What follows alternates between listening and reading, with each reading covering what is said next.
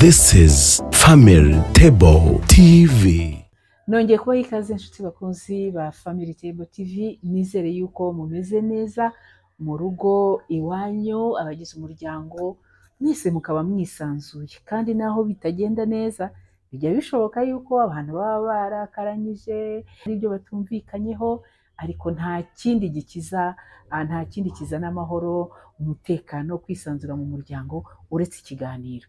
Muze kuganira maze murebe yuko amahoro, ibyishimo, umunezero, kudabagira bitongera kugaruka mu rugo rwanyu. Nongeye kubaha ikaze rero, nkuko mubibona turi kumwe na Goreti nanone. Impanuro ze zagiye zifasha benshi nkuko twagiye tubibona mu bitekerezo mutwoherereza, twongeye rero kuganira nawe.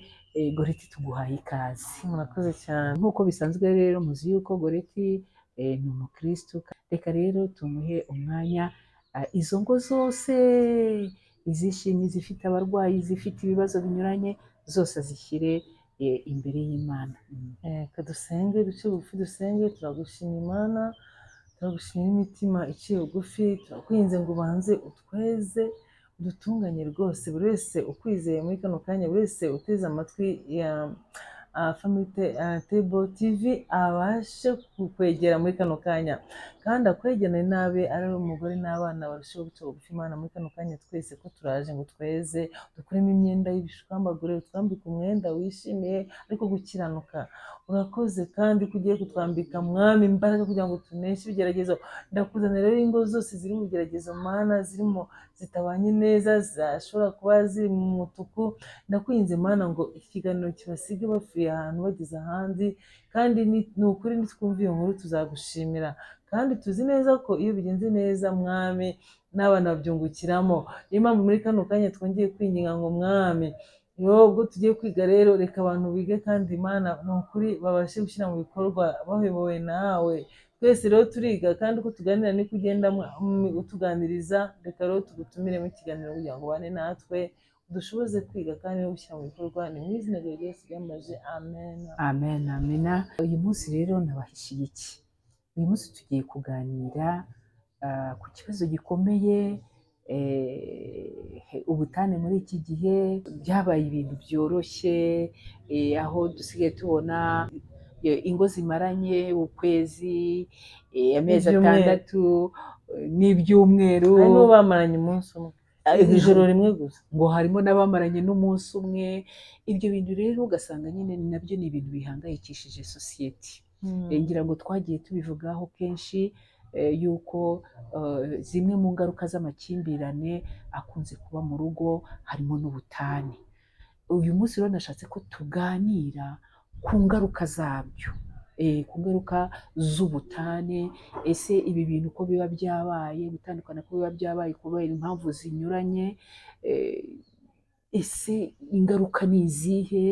Ese abatanye ari umugore ari umugabo ari abana, aba bantu bakwitwara bate? Byagenda. Urakoze Christina, kandi ndagushima n'ukuri ko wabashije kumva ko twaganira kuri iki kibazo gihangayikishije sosiyete cyane.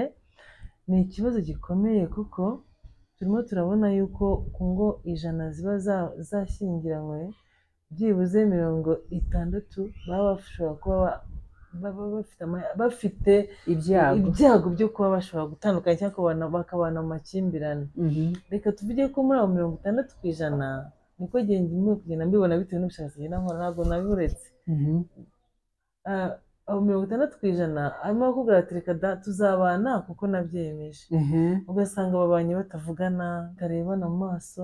Ari umwanditsi nasomye witwa Derek, yanditse agatabo avuga ngo iyo ageze ahantu akabona umugore n'umugabo bavugana barebana mu maso, ngo ahita ashaka kumenya niba ari umugabo n'umugore, ngo kuko akenshi ntabwo bari umugabo n'umugore, ngo cyangwa se bamaranye igihe gitoya. Unyibukije icyo kintu, unyibukije nanone ikiganiro abantu bajya bagira ngo nubona umugabo atwaye, ni abagabo bamwe na bamwe ahangaha, atwaye imodoka yicaranye n'umugore bari kugenda baseka, ngo uzamenye yuko ngo uwo mugore atari uwe. ngo akenshi kuvugana abantu barebana baba basangiye ibyishimo n'akana ko mu jisho. Yego.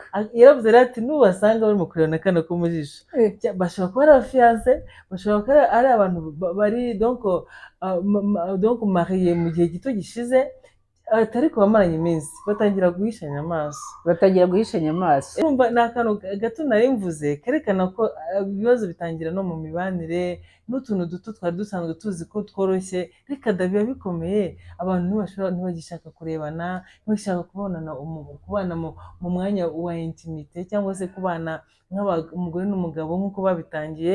Niyo mpamvu rero byinshi byapfiriye mu rukundo rwa mbere, nk'uko nagiye nkwereka ko abantu benshi aribyo bavuze. Mbere yo kuvuga divorce ni ingaruka, reka tubanze gato cyane tuvuge biraterwa n'iki. Bya bibazo 10 twabonye abantu biha amanota bagasanga umuntu wavuze ati rwose nabonye 0 kuri 40, bambe kuri 80, ibibazo 40 kimwe wagitsinze na 2, iyo wagitsinzwe urumva ni 0.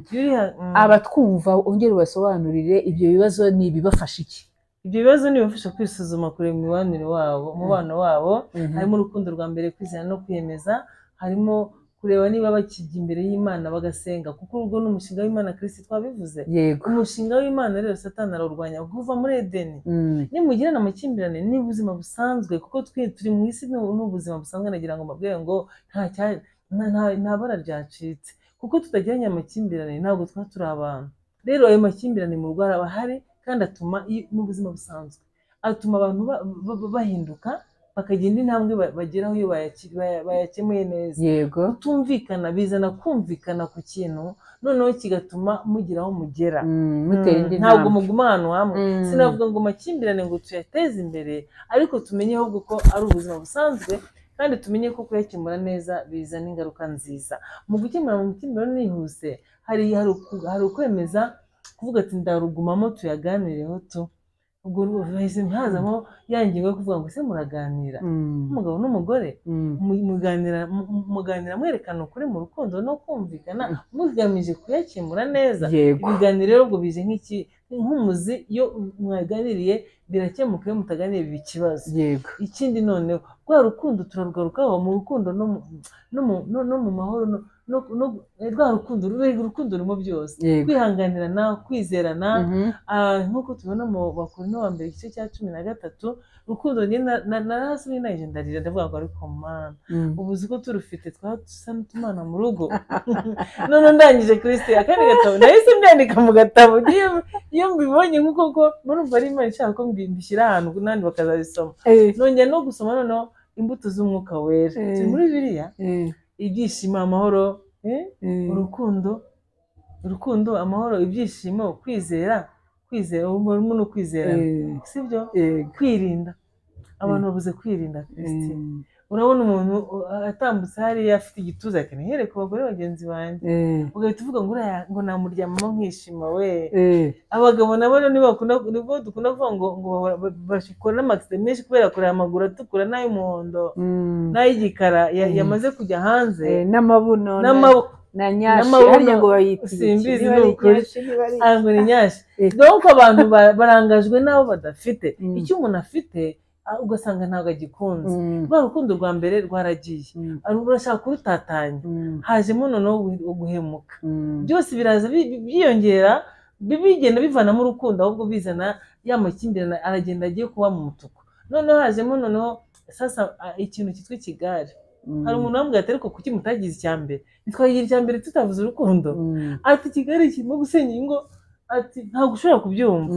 None se tubigenze gute? Ati mujye mubwira abantu bakundane n'inshuti nziza, kuko inshuti nziza ikugira inama nziza. Twihuse cyane imiryango. Kristo turatunga udutoki ba nyirabukwe, ariko n'abantu bavindimwe ngenzi urugo rumaze gusenywa neza, ariko Imana ishimwe ko bwaragarutse. Rwari rusenywe na baramukazi be, umuryango mugari. Batari ku bundi uriya muntu wamushatse tutakubwira nk'abantu mwe muri abagambanyi. Inshuti mbi rero zisenya urugo n'imiryango, na bene wabo babi basenya imiryango. Noneho n'abakecuru baza z'abana batabahamagaye, cyangwa se na bene wabo bakaza gutegeka urugo rwa murumuna mukuru wabo. Ugasanga umugore nta jambo afite. Bimaze iminsi imoye n'inkuru irambabaza. Umugabo yambwiye aho ari ndamusubiza ahita yimenya arambwira ati uravuga nari mu agatabo kamwe mbese twarasohotse ariko ubutaha tudufite arambwira ati gore ati gusa ko muherutse guhura n'umwana w'umukobwa ufite urubyaro rumwe wasenyewe na nyirabukwe ati nyirabukwe yaje aho ngaho mu rugo atari kubwo yafatanyije n'umuhungu we ati nyirabukwe yaraje aza aho ngaho kuko bari babyumvikanyeho atari ku muhungu ahita amubwira ngo buriya mama ni umuntu ukomeye muri rugo ati ndabyumva rwose ati rero mbere yo kwita ku bana ujye ubanza ushyushye amazi ugende wite kuri mama umukorere icyayi utunganye byose ubone kuza wite ku bana ubone noneho kuza kundeba umbwire kujya ku meza Kristi ako kazi urumva koroshye akazi kabananiye ko kwita ku bagabo babiri mu rugo yego umukecuru aba yaje noneho akaruca n'umugabo icyubahiro kuko papa wo mu rugo nyine uwo mutware arabona yuko hari umuntu agomba kubaha cyane wasanga bimufitemo umwenda wo kuba ataramwubashye ugati nzakubaha umugore wanjye urumva rero umugore byaramunaniye cyangwa yarahungabanye nta kindi kintu avuga ati nguzi ko nasenyewe na mabukwe atuguzi ko mabukwe namufataga nka mama ariko yarangiza akajya ahora ndega buri kanya mfite indi nkuru nayo ya nyirabukwe uhora aregaregare buri kanya none umugabo n'abana n'umugore ntibahari aba arimo guhamagara buri kanya abaza umwana w'uwo mugabo ngo ese ngo wamenye umwana wanjye azaza ryari ntavuze abana be Kristi yege kandi ubwo bagiye ari umugore n'umugabo bagiye kureba abuzukuru mu mahanga ariko yabaza yewe ariko wamenyera umwana wanjye azaza ryari n'abakecuru mwe murimo kutwumva ko wamushyingiye wamurekuye koko nimba yakuzanye mu rugo wambabari ukagira ikinyabupfura ukagira n'urukundo rwa bombi urumva ni ikibazo duhora tubakurura dushaka kubishyira urumva ni bene wabo twavugaga ikigare twavugaga ko urukundo rwa mbere rwagiye rugabanuka bitewe n'ingorane ruhura nazo ariko dusanga ko harimo gusenga kutakibaho kugira ngo abantu bamenye ko umushinga ari intambara iyo twinjiye mu rugo aba ari intambara noneho ntabwo bagisenga ubwo se bazabuzwa n'iki guterwa icya gatatu twasanze noneho ibigare bya inshuti mbi yarasenye nawe azagusenyera icya kane imiryango mibi idashaka ko urwo rugo rubaho kuko baracyagukemera baragukurura bakujyana iyo wagumye hamwe uwo mukecuru naze ariko mufatanye kumwitaho usura umuhungu we rata ubwo se wambabariye ukamwitaho ukura umwana we ariko undi ukamubwira uti ujye umfasha unyibukije umumama afite mama we umusaza waza kurongora arongoye bakaba uwo musaza we yarakundanaga na nyina cyane mbese barabaye umwe pe noneho rero mama we ngo akajya ahora ashaka kujyayo uko avuyeyo rero akaza amubwira ati wari ubizi ati uriya mugore ati umwana wanjye yashatse ati tekereza ati umuntu ujya kuryama umugabo we ataraza ati ibiryo akaza akarya ibiryo byakonje uwo mugore aramubwira uwo mudamu w'inshuti yagira aramubwira ati mva niba ari icyo kikujyana mu rugo rw'abantu ejo utazasenyera umuhungu wawe n'umukazana wawe ati sinde bagize ba superviseur ahangaha kiba ikibazo rero cy'uko umwana ashyingirwa ntumurekure ababyeyi rero abakecuru batwumva ariko uko tugiye tubasigisha nabo amasezerano mu kiliziya bati usinye ko urekuye umwana wawe ntuzamusinge bibaho rero reka rero noneho dukomeze kandi abapapa n'abana beza amenye bo batajya babyivangamo cyane bashobora kuba batabyivangamo hiva basebukwe ntabwo babyivangamo abamama rwose turabinginze nimurekure abana baba ku rugo kuko nibagira ingaruka za divorce namwe zabageraho twakomeje ikintu cya gatandatu noneho twavuze kudaganira ko ari ikibazo ngo tukiki cya gatandatu cya karindwi imitungo Kristi niyo itumye abantu bamarana baramaranye iyo donc barashaka gutandukana umwe akajya agafata utuntu tw'akajyana undi agafata utwe ariko iby'umumama kenshi yari umunyamutima akenshi abigumisha mu rugo akarera abana be iyo urugo rukiri rutoya akenshi ashobora no gushuka n'undi mugabo atari kozanya ibyo bintu kuko ndi sheri ko ngiye guha urukundo utigeze ubona urumva rero kuba abana bagiye kuba victime ako kanya ko nta mitungo bazasanga nibamara gukura rero ingaruka reka tuzivuge mbere na nyuma ko nabibonye ihungabana nkora umwanditsi umwe wavuze witwa Celine Dwight aravuga ngo umunyamerikakazi aravuga ngo ikintu cyitwa gatanya ngo gifite uburemere ku bantu bakundanaga ngo bukurikira ubwo kubura umwana wabakundaga mbese ni nko gupfusha kiraremereye kiraremereye ibijyanye no gupfusha uwo wakundaga ni urugo ni umubano ni urukundo wari utangiye kwinjiramo ni ibyiringiro upfa mu bya byingiro birapfa yego ugatangira noneho kwibaza ngo se ngo ndi igiki ko noneho nari umugore mbaye igiki ugatangira kwibaza se ko nari naragiye mu rugo ngiye kubamo kugeza mfuye none ubu nzapfira he ibibazo batari byinshi uwo ni umugore w'umugabo umugabo rero nubwo kwihagararaho bibaho ariko tuzi benshi bananirwa kongera gushaka kuko ahita atajya kuva mu bwoba kuko akenshi niwe nyiri umushinga kandi nawe ushobora kuwusambaguza kuko na Rutayisire Pasiteri Rutayisire ajya abivuga n'abandi bagabo bakavuga bati rero umugabo ubundi wagumye hamwe akamenya ko urugo rwe rutagomba gusamuruka rutagomba gushwanyuka byanze bikunze ashobora kururinda ashobora kururinda ngenzi n'uwahoraga ategereje umugore we ko ava mu muhanda akagaruka mu rugo yari afite uburwayi bwo mu mutwe agahora amutegereje ariko yamara kumutenda agatuza kuko wagira ngo siko byari bimeze yamara kubyana umugore agasubira mu muhanda gumana urugamba rwawe kandi usenge ko twabonye ko ari umushinga w'Imana ibyo nabyo abanditsi benshi babikomojeho ati niwinjira mu rugo nabivuzeho mu twandika n'abandi benshi na Dr Tasi yabivuzeho ati niwinjira mu rugo menya ko winjiye mu rugamba kandi urugamba rukomeye rero ingaruka ni nyinshi se tuvuze gutyo ngo ba winjiye mu rugamba ntabwo twaba dutera ubwoba abana bakiri batoya abasore ntabwo ari urugamba rurwawe ntabwo ari urwacu ko umusigasi wacu n'uw'Imana ahubwo urugamba ni ku mavi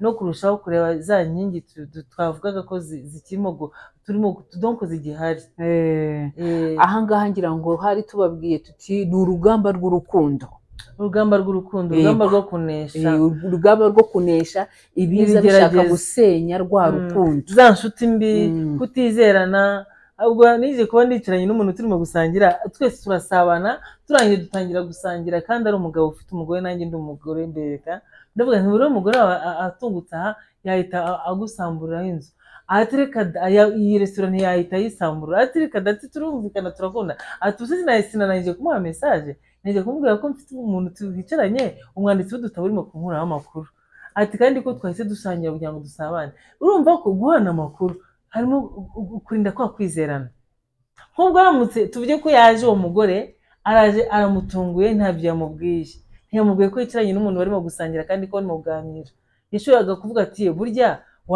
wavuye mu giturage uzinaha uje kureba umugore witwa gutya na gutya ati wabimpishe tuvuga guhana amakuru no kwizerana nabyo biri mu nkingi iyo ibyo byose bidahari bigera kuri divorce niyo twavugaga harimo ingaruka nyinshi ihungabana kumva nta kintu ukiri cyo ko wataye identite yawe nabyo yasamburutse kumva nyine nta gaciro gifite muri sosiyete nyamara uragafite ni uko rwa rugo rwatsinzwe ntabwo watsinzwe haracyari ibindi byiringiro ikindi noneho kubura sasa kurebwa nabi no guhinduka ikiganiro muri sosiyete ntabwo baramenya ko guhunga bibaho barabona amakosa nayo umugore ngo ni ikigoryi ngo se ubundi kuki ngo ntabwo azi ko ariko zubakwa ngo umugabo ngo kumubwira ko amwanga kumutaka ngo iyo mutegereza akazagaruka kweri kuzagaruka yego pe abagore katubasabe basi niba udakubitwe niba utari ku nkengeki cyane komeza wihangane umuntu azahinduka birashoboka sibyo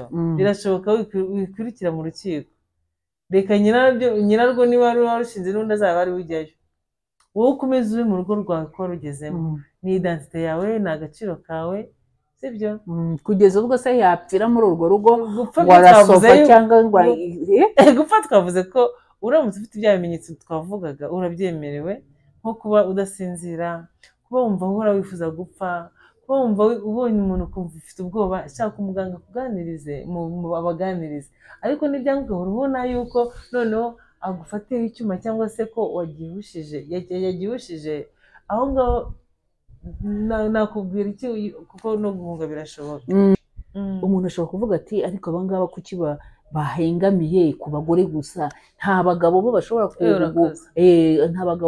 bashobora kugerwaho n'ibyo bibazo bituma nawe avuga ati fashe icyemezo uru rugo ndarutaye ndagiye hariho abagabo benshi bagowe pe hariho abagabo bagowe cyane hariho uwo nzi ngo ukubitwa yaganyiye umujyanama ambwira ati ariko ati uzambare ziriya mudamu, noneho ambaje ndavuga nti rero afite uburenganzira nawe bwo guhunga kubera ko arakubitwa birazwi.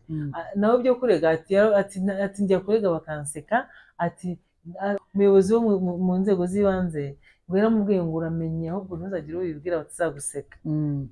ati n'ubukaka bwawe n'amafaranga ufite umugore agakubitira mu rugo nturuvemo ngo ujye gukora urundi. Ati ko nkunda abana banjye nkakunda n'umugore wanjye mwaduhuje. Arangije abonye batabahuje aravuga ati reka nihe ka misiyo njye hanze mu Bugande ndebe ko wenda yazacogora wenda akantu mawe. Ntabwo yamutumye ahubwo yahise ajya gushaka divorce. Noneho kuba ufite icyangiro cyangwa se icyasha muri sosiyete nabyo kandi ugasanga ari ikibazo, kuko hariho n'abantu babyisangamo, abane wanyu ababyeyi bawe ugasanga bafite isoni, bafite ikimwaro, ugasanga mbese nabyo ni ikindi kibazo kuko sosiyete yacu ntabwo irabyakira.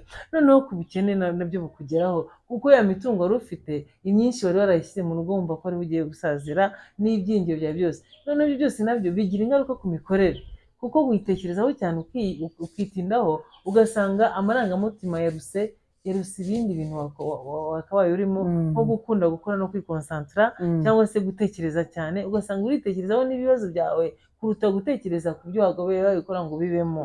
Ugasanga mbese ya mahoro kuko wumva ko yabuze, uhorana umutekano muke n'uburwayi ndetse bushobora kuzamo.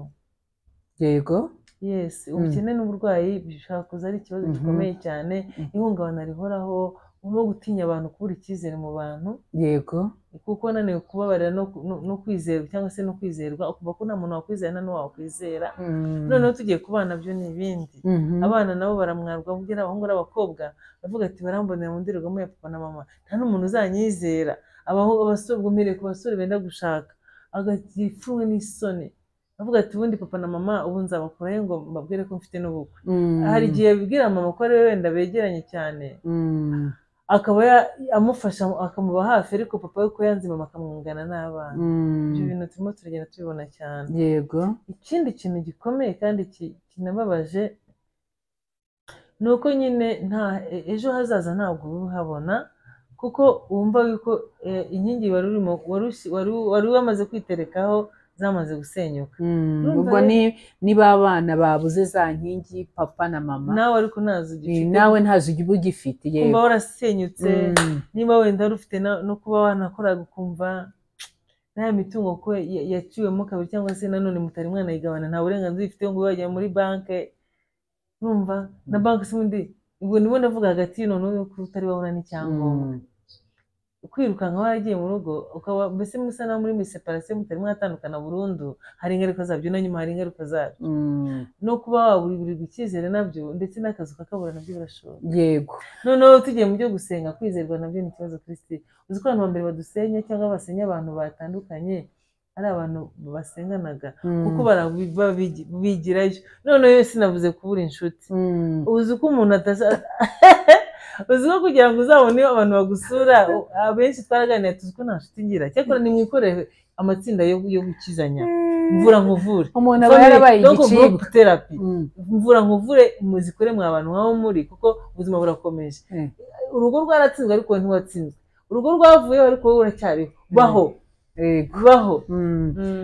Noneho rero ibyo byagenze gutyo, abana ingaruka zabagezeho, amashuri bashobora kutakomeza kwiga aho bigaga, urakoze kwirirwa bimuka ku bigo, icyizere ku babyeyi babo kiratakaye, nabo barahungabanye mu mutwe no gusubira inyuma mu ishuri. No gusubira inyuma mu ishuri. Dusoza rero ikiganiro cyacu, hakorwa iki kugira ngo aba bantu ubuzima bwabo bwatatanye, umugabo yagiye hariya, umugore yagiye hariya, abana bagiye hariya, barahungabanye, bagize bite? Hagurwa iki kugira ngo abo bantu bose bashobore gukomeza kubaho muri ubwo buzima? Icya mbere ni ugushaka ubujyanama. Uba uguye mu kibazo utateguye, kandi ihungabana twabonye ko rihari. Buri muntu wese uguye mu kibazo gituma ayumva yuko yahungabanye, agomba kubona umujyanama. Ariko harimo n'ababitegura, harimo n'abategura gutandukana. Nabo nyine bagomba gufashwa, kuko ibyo yari yiteze si byo abona. Yari yiteze amahoro ariko agiye kuyabura, byanze bikunze ko twabibonye ko buri wese ahungabana. Dushaka abajyanama badufashe kugira ngo tumenye, babyigiye babihuguriwe, badufashe. Icya kabiri dushake n'abahuza kuko na nyuma ya gatanya barabahuza kugira ngo murangize ibibazo byerekeranye n'imitungo n'uko tugiye kurera abana n'uko tuzahura nabo bagakomeza kuba ababyeyi bagakomeza kuba abana bacu ku mpande zombi. Urumva hariho urugero, hariho nk'abana batandukana n'umubyeyi umwe bakiharirwa n'undi mubyeyi umwe akajya abangisha wa mubyeyi wagiye, wa mubyeyi urimo urahemukira abana kuko ni papa nuko bimeze kuriya, ni mama nubwo bimeze kuriya. Rero tugenda ikintu abajyanama dukeneye no natwe ubwacu kumenya ngo abana ntibagize uruhare mu mitanire nk'uko batigeze banabagira inama yo kubana. Rero n'abaziranenge tubarinde uko bishoboka byose, uko bishoboka kose. Ikindi navuga usibye n'ubujyanama ni ukwiyitaho no kongera kumva ko ugifite agaciro nk'akambere. Ntabwo wapfuye, uriho kandi nutwikunda ntawe uzagukunda. Kandi ubuzima burakomeje, ukeneye gukomeza kugira inshuti, ukeneye gukomeza kugira akazi, ukeneye no gukomeza kwihugura. Ntubihugure mu bintu byo kugufasha gukira ibikomere gusa, ahubwo ugakomeza no kwihugura mu bindi kugira ngo ubashe gutera imbere mu mikorere. This is Family Table TV.